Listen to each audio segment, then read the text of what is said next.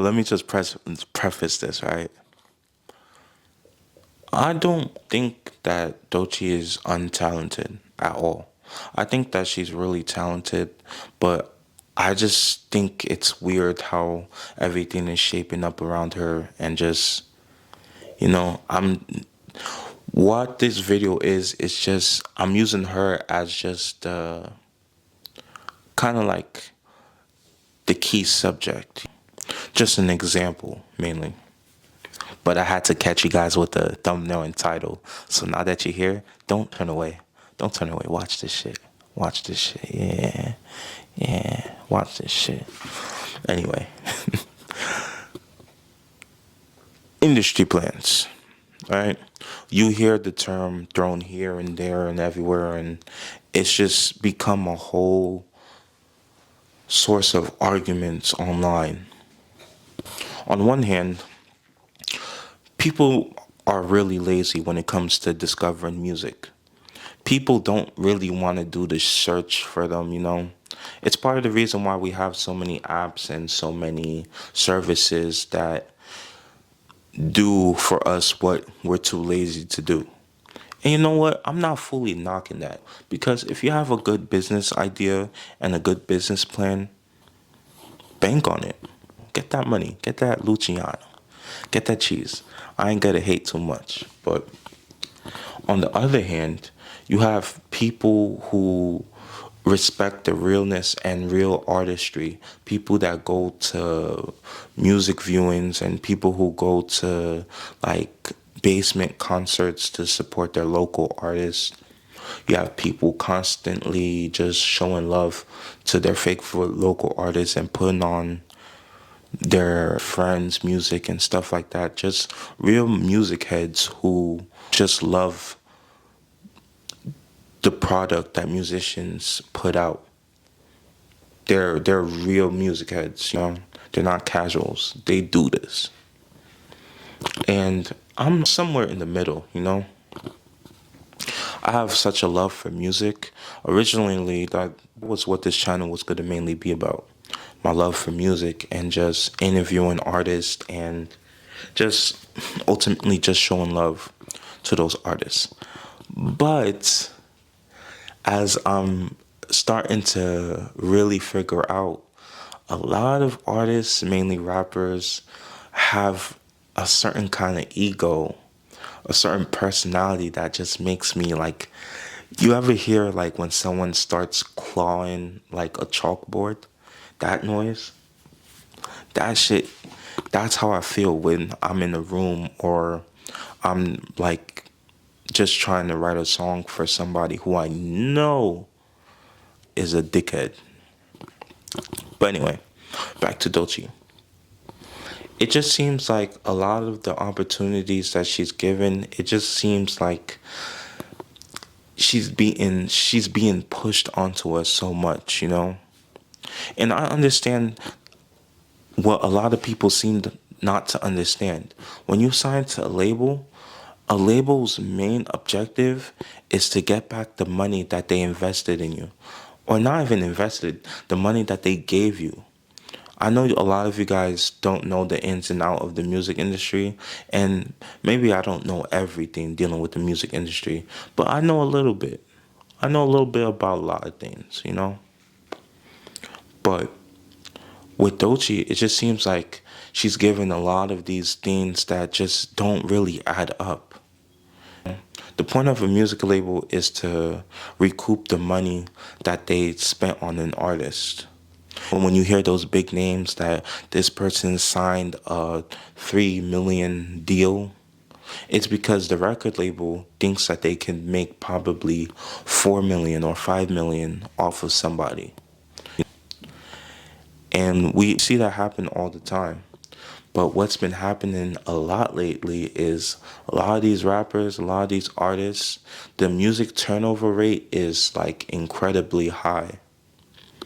A person can have a hit song and it won't last for that long unless it's a household name like a Drake or a Kendrick or not even if we're being real, legacy artists like Nicki Minaj and stuff like that. their music, they put out something now, and it doesn't have that much lasting effect anymore. Like it's we're heading towards a weird place in music. But like, let me give you guys an example, right? There's been many situations, mainly that one situation when she's walking out the building and she goes immediately to this old dude who has, I think, a picture or a poster for her to sign, and that's the only one she signs. And it's like she didn't even look or search, she just made a direct beeline to that one person, you know? And it's weird because I did some research and I found that she did put out hella music and like made music on the spot in her bedroom, dancing, doing the whole thing. And that part of her I could respect. But just the weird ins and outs of what I know about the industry, she's definitely being pushed. And I do think that they're drumming up some hate and they're making her they're kind of doing a weird thing. I'm not too sure. Yeah, they're doing a weird thing with her. I'm not too sure if I'm really with it, but most of the songs that she's had come out, I'm not really messing with it, you know. I know that she had a thing against straight people or straight men, and you know, stuff like that. It don't fully affect me, but I just always think that it's weird. Like I do feel like they're either her team is not like wanting her to be likable or showing the likable side of her, or they're just thinking that stupid saying, all press is good press. And they're just letting her rattle at the mouth and just say whatever. But it is what it is. But what I'm mainly talking about when I say industry plan isn't fully what a doechii is, you know? Especially a lot in the screamo rap era, we had a lot of people who eventually we found out that these people weren't living the lives that they said that they were. You got so many Little Pump clones, you have so many X clones, you have so many just, I'm depressed, I'm gonna look like a 5-year-old kid colored my hair in, you know, like that kind of style. And it just seems like we keep getting like printer copied versions of the same template, you know? Even now, like, we're seeing like a lot of, especially with drill that I saw, a lot of people are just saying the same thing, same beats, taking beats that have been remixed over and over again and just hitting the drill, you know, basic template and then just saying the same shit. Like, you play me any drill artist, I can't tell you the difference. I really can't. And it's not only with rap, it's with country, it's with pop music. You get so many carbon copies that you don't even know who's actually singing. You don't know who's singing anymore. All their songs sound the same and they can be blended into one album and you can tell me that, hey, that's Sabrina Carpenter, and I'll be like, yeah, that sounds about right. That sounds about right, you know? We're just getting fed the same carbon copy over and over and over again. Oh, excuse me. And it's a really weird state. But the thing, a lot of people say that type of all this type of things is just new, but it's not new. The thing is, we have more people reporting on it. We're so, like, information is so readily accessible that we can compare the stats. We can see how much sales a person did right when they drop something. So it breaks the facade for those of us who are actually interested.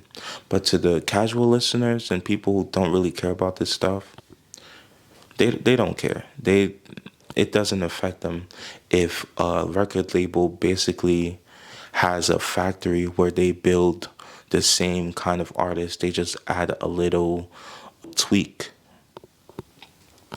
And it's sad because a lot of the time labels don't want to actually put the money to invest in an artist. They don't want to put the money to invest in a person who knows who they really are. You know, it's like how everyone speaks about wanting authenticity and wanting someone who feels the same emotions like they feel. But then they go around and just mold themselves into what they think other people want. And it just creates a weird illusion. Especially you always hear when someone says, yo, I'm real, I've been through this, I like, but then you find out, like, like an 8 Mile moment. Like your real name's Clarence ass moment. And it's just weird. It just speaks to the lack of authenticity within music and just in society as a whole.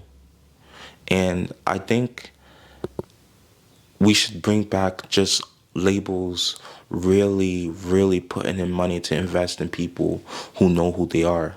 Maybe help them out with songwriting, teach them how to perform, but not fully tell them like, hey, you have to say F this dude, you have to wear your hair a crazy color, you have to do all these drugs and stuff like that. We don't need that. What we need is people who understand what we're going through, that we can feel relatable, like we can relate to that person.